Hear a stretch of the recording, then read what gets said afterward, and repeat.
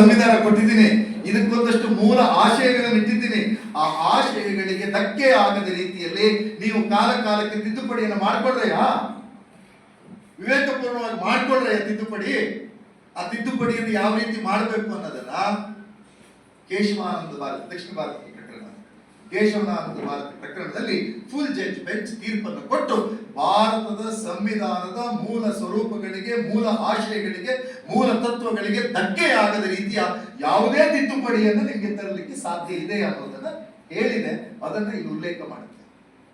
ಹೌದಪ್ಪ, ಕಾಂಗ್ರೆಸ್ನವರ ಕಾಲದಲ್ಲಿ, ಇಂದಿರಾ ಗಾಂಧಿಯವರ ಸಮಯದಲ್ಲಿ ಸಂವಿಧಾನದ ಆಧಾರದಲ್ಲಿಯೇ ಎಮರ್ಜೆನ್ಸಿ ತಂದದ್ದು, ಸಂವಿಧಾನದ ಆಧಾರದಲ್ಲಿಯೇ ತಿದ್ದುಪಡಿ ತಂದು ಎಮರ್ಜೆನ್ಸಿ ತಂದದ್ದು. ಅದು ತಪ್ಪು ಎಷ್ಟು, ಲೋಪ ಎಷ್ಟು ಅನ್ನುವಂಥ ಚರ್ಚೆಗೆ ನನಗೆ ಹೋಗೋದಿಲ್ಲ. ಆದರೆ ಅದು ಅಧಿಕಾರವನ್ನು ಉಳಿಸಿಕೊಳ್ಳುವ ಕಾರಣಕ್ಕಾಗಿಯೇ ಆ ತಿದ್ದುಪಡಿ ಬಂತು ಅನ್ನುವಂಥದ್ದನ್ನ ನಾವು ಒಂದು ಸಂದರ್ಭ ಅನ್ಸಲು ಒಪ್ಕೊಳ್ಳೋಣ. ಅದು declared emergency. What about undeclared emergency? Declared ಎಮರ್ಜೆನ್ಸಿಯನ್ನ, ಘೋಷಿತ ಎಮರ್ಜೆನ್ಸಿಯನ್ನ ನೀವು ನ್ಯಾಯಾಲಯದಲ್ಲಿ ಪ್ರಶ್ನೆ ಮಾಡಬಹುದು, ಅಂತಾರಾಷ್ಟ್ರೀಯ ಮಟ್ಟದ ಹೋರಾಟ ವೇದಿಕೆಗಳಲ್ಲಿ ಅದನ್ನು ಪ್ರಶ್ನೆ ಮಾಡಬಹುದು. ಅನ್ಡಿಕ್ಲೇರ್ಡ್ ಎಮರ್ಜೆನ್ಸಿಯನ್ನ ಏನ್ ಮಾಡ್ತೀವಿ? ಸತ್ಯ ಹೇಳ್ತಕ್ಕಂಥ ಶಿವಸುಂದರಿಗೆ ಜೈಲು ಹಾಕ್ಬೋದು, ಸತ್ಯ ಹೇಳ್ತಕ್ಕಂಥ ನ್ಯಾಯವಾದಿಗಳಿಗೆ ಜೈಲು ಹಾಕ್ಬೋದು, ಸತ್ಯ ಹೇಳ್ತಕ್ಕಂಥ ಪತ್ರಕರ್ತರ ಕೊಲೆ ಆಗ್ಬೋದು. ಆಗ್ತಾ ಇದೆ.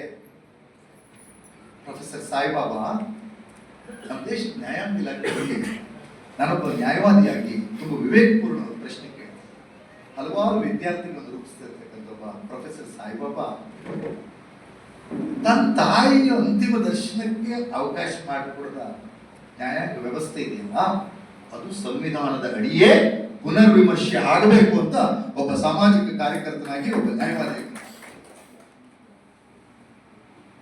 ಅಲ್ಲ ತಾಯಿ, ಆತ ಜೈಲಲ್ಲಿ ಸತ್ತು ಹೋಗ್ತಾನೆ.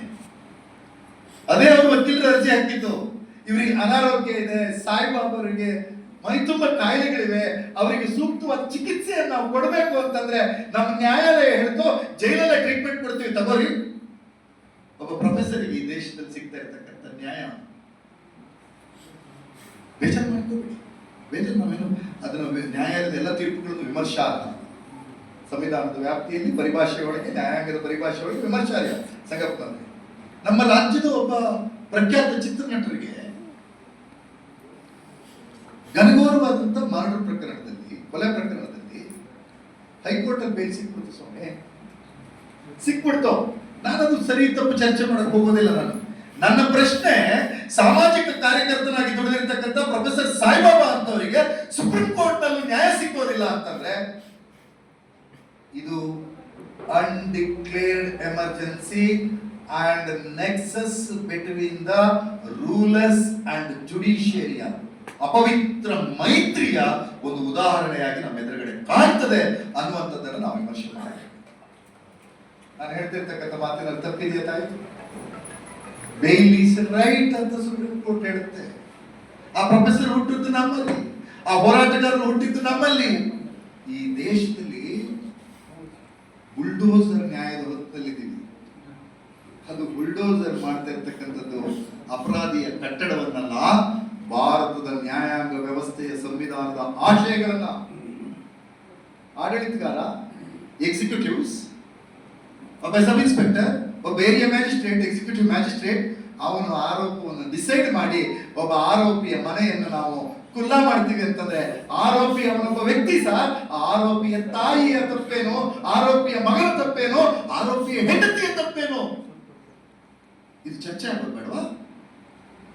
ಅವರನ್ನು ನಿರಾಶ್ರಿತರನ್ನ ಮಾಡಿ ಬೀದಿ ಮೇಲೆ ಹಾಕಿದ್ವಲ್ಲ ನಾವು. ಅಂತ ಸಂಗತಿಗಳನ್ನ, ಆ ಅನ್ಡಿಕ್ಲೇರ್ಡ್ ಎಮರ್ಜೆನ್ಸಿಯ ವಾಸ್ತವ ಸ್ಥಿತಿಯನ್ನ ಈ ಪುಸ್ತಕ ನಮ್ಮ ಎದುರುಗಡೆ ತಂದಿಡ್ತಾ ಇದೆ, ನಮ್ಮನ್ನ ಚಿಂತನೆಗೆ ಹಚ್ತಾ ಇದೆ. ಇದರ ಬಗ್ಗೆ ನಮ್ಮ ಹೆಜ್ಜೆಗಳು ಯಾವ ರೀತಿ ಇರಬೇಕು ಅನ್ನುವಂತ ವಿವೇಕವನ್ನು ನಮ್ಮ ಹೃದಯದಲ್ಲಿ ಸ್ಫುರಿಸ್ತಾ ಇದೆ.